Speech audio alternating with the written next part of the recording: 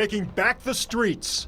What we've seen in this city is outrageous. From changing the roads, the burnout, the spinning, I think it makes it less appealing. To changing the law. We're following through as even more is being done to stop dangerous car meets in Cleveland.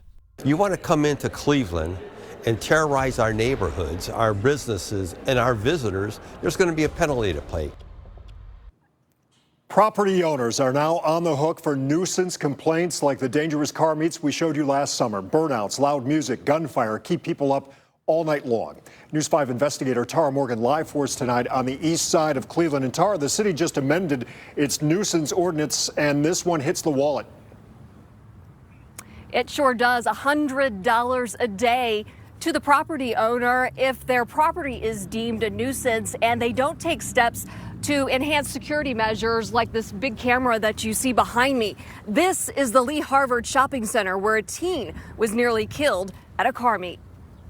Not a single property in Cleveland was declared a nuisance in 2024. In 2023, just one was cited under the ordinance, according to the city. Were they outnumbered? There were so few cases cited in the city, I'm not clear what they did. Last summer, News 5 investigators showed how people begged police to stop the loud music and the gunfire at a car meet at a West Side shopping center. I just called 911, and he said call when the shooting starts. What if shooting done started? It applies to businesses and residential homes. Councilman Mike Polensik says it came to a head last year for two Glenville families. They moved off their street because just that. They moved. They moved off the street because an absentee landlord, a limited liability company, rented the property to the worst people you can imagine. What was Director Drummond's answer when you asked, why isn't this being enforced? To his benefit, he said it wasn't because they didn't believe the law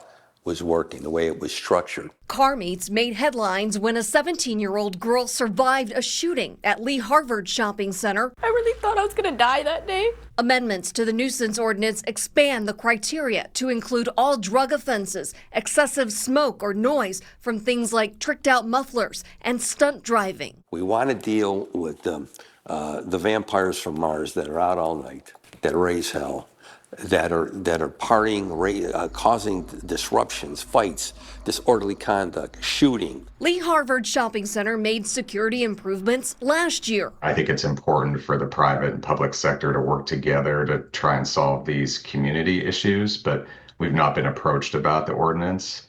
And I also recognize each situation could be a little different. Cleveland's real-time crime center can tap into its on-site camera. Barriers are moved around to discourage burnouts and donuts. Security guards monitor the lot, and Robertson says the city took up its offer for a storefront where police can stop in. I'm encouraged as the weather starts to warm, and I'm hopeful we don't see incidents like we did last year. 3 or more complaints in 12 months can lead to a declared nuisance property. Police don't need to witness the nuisance. Property owners must submit a plan to the safety director within 10 days to make it stop. You better come back with a plan to light that parking lot up, put in cameras, and make it clear that this is not going to take place on my property. Now, the Department of Public Safety says it proposed amendments so it could take effective action on repeat offenders. Live on the east side, I'm News 5 investigator Tara Morgan. Tara, thanks to you for getting the ball rolling. We're not done with this. This is not the first time things have changed to crack down on dangerous car meets and street takeovers. We told you when state lawmakers passed legislation last year expanding the definition of street racing in Ohio and increasing penalties for both drivers and spectators.